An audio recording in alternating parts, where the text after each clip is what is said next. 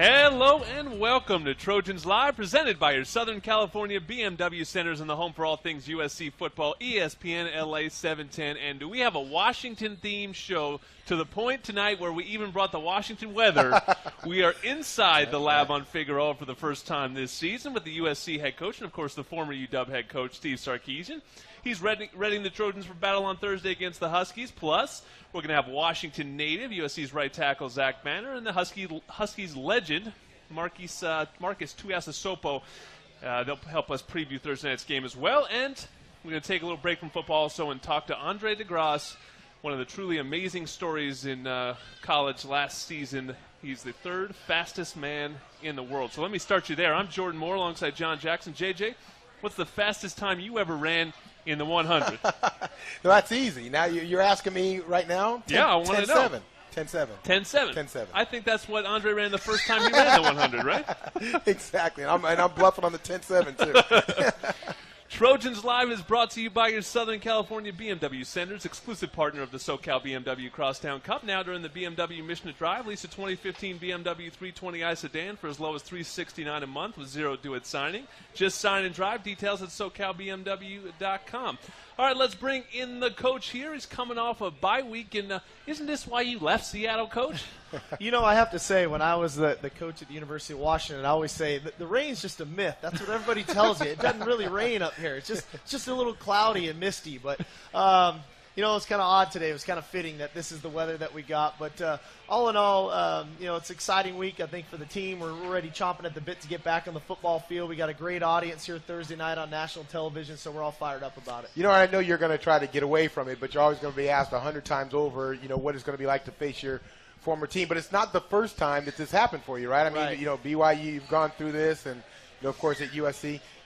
Talk about the previous experiences and what you expect this week facing a former team that you used to coach. Well, I think one of the things was, you know, when I left SC to go to Washington, I think there's something about the current team that you coach kind of rallies behind you because they know everybody wants you to kind of go down. We want to beat our ex-coach, and there is something rallying behind it. I don't really preach it, quite honestly, but I think that's natural. Right. I think the second thing is there's moments within the game as the game's going on. You see kids you recruited or that you coach, and there's moments of being proud of them, even in that moment, you know, because I am proud of those guys. They've worked hard.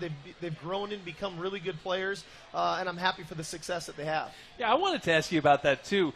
It was you were maybe 3 games into your Washington career, and USC's coming off that huge win against Ohio State, then go up there and you knock off your mentor. What was that game like for you? I mean, that must have been you're trying to talk about focusing this week, staying away from the emotion. I imagine back then it must have been difficult. That was pretty wild. You know, I mean, the week before, we had just gotten the first win for the school in nearly 2 years. Right. It was about 2 years. We beat the University of Idaho.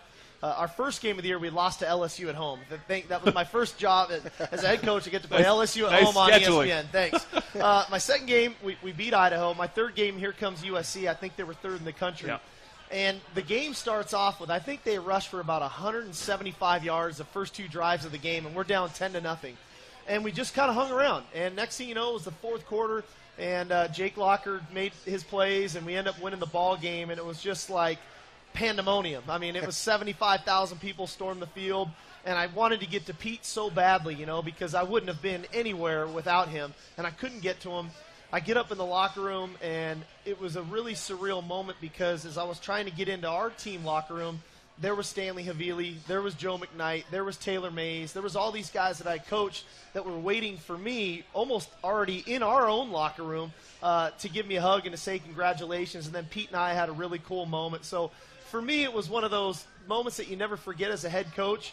You know, I'll always cherish it and hold on to it, but I don't want that to happen Thursday night, that's for sure.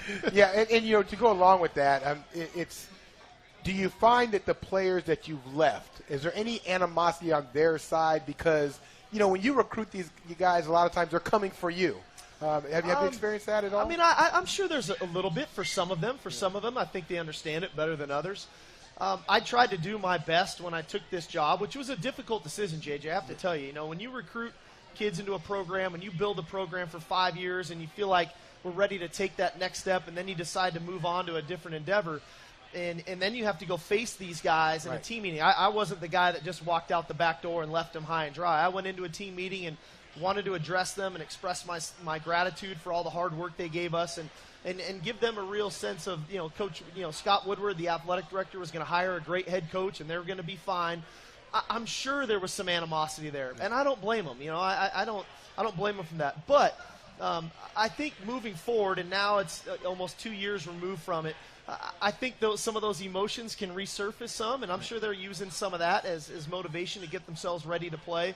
But at the end of the day, like I've told the team, preparation and execution beats emotion. And so we need to prepare really well. We need to execute really well, and I think we'll be okay Thursday night. As JJ said, you recruited a bunch of these guys. You actually had a great draft last year. I think they had, 4 guys taken real early in that draft that were your guys.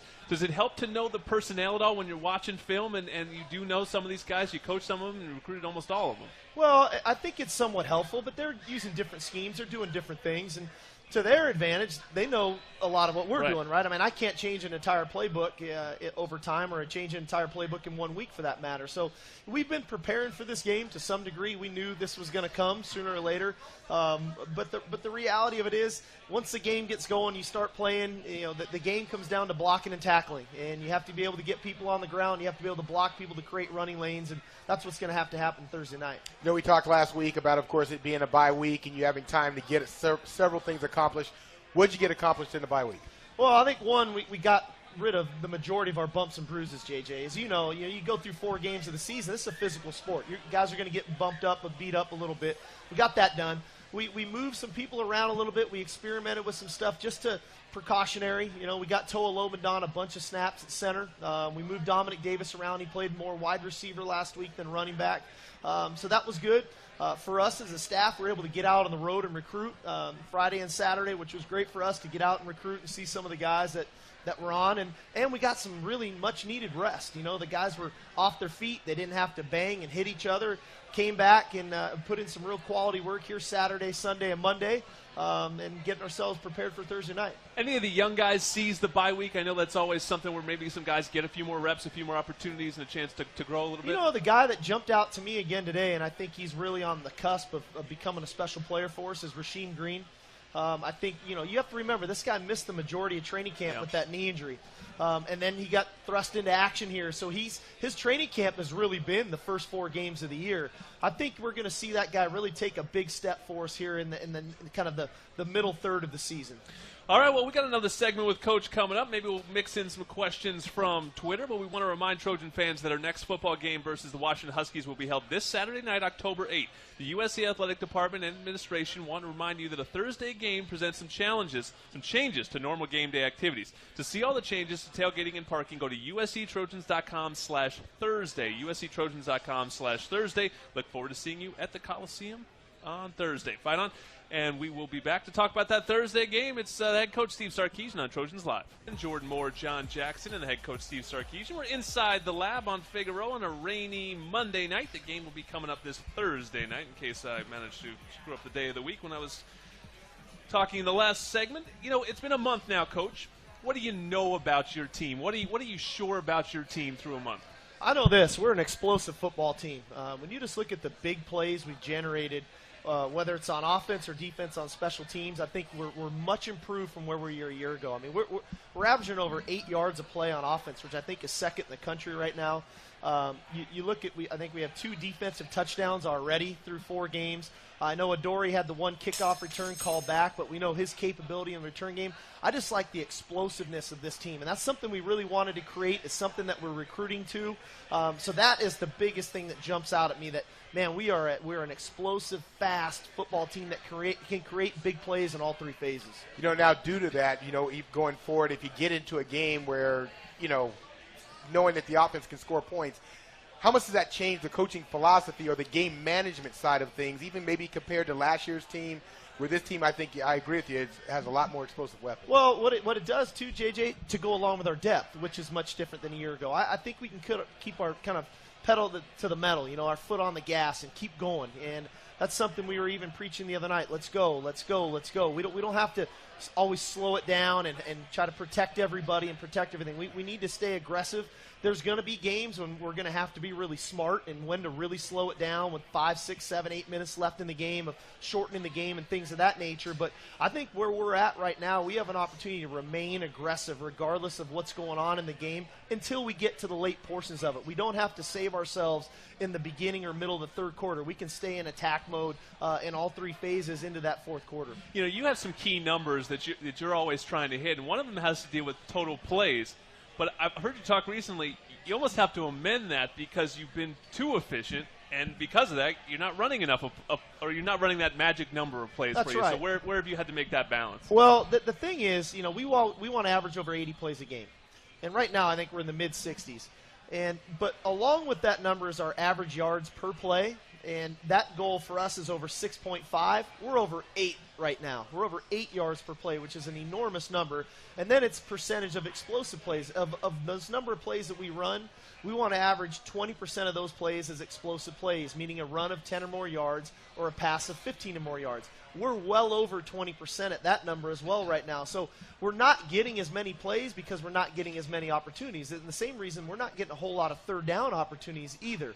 That's why when you go 10 of 16 last game, your numbers can jump from in the mid to low 30s into the almost mid-40s already. So those numbers are going to start to change some. We're at astronomical average yards per play. We're a little low in total plays. Those numbers are going to start to even themselves out, so the third down efficiency is going to be critical for us.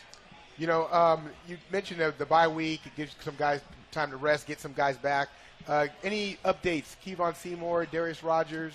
I feel really good about Kevon. I think he's going to play, and I think he'll play well. Darius, I'm doubtful.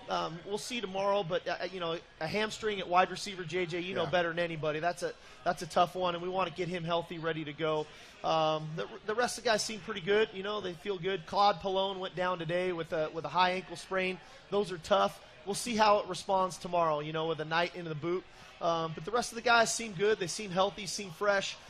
Excited to watch them go out and play fast football Thursday night. You know, Claude is an interesting one because the depth on the defensive line is really deep. And I know that we're in week 2, the rotation was about 10 guys. Right. How much has the rotation narrowed down, you know, now that we're getting into league play, just on particularly on the defensive line? Because I know there's a lot of guys at one point. Well, you know what's happening is we're not playing all 10 consecutively where it's, hey, you're in for 4, you're in for 4, you're in for 4. It's a little bit more strategic. The starters are playing kind of 2-to-1 to the other, to the 2s and the 3s, but we are still playing those guys. Noah Jefferson played last game. Rasheem Green, those guys are still playing. Jacob Daniel. So it's just a matter of timing it, and then the flow of the game is critical as well. You know, you were breaking down the numbers, some of the numbers on the offensive side. They're pretty interesting on the defensive side, too. You're second in the league in scoring defense. At the end of the day, the goal is to keep the other team from scoring.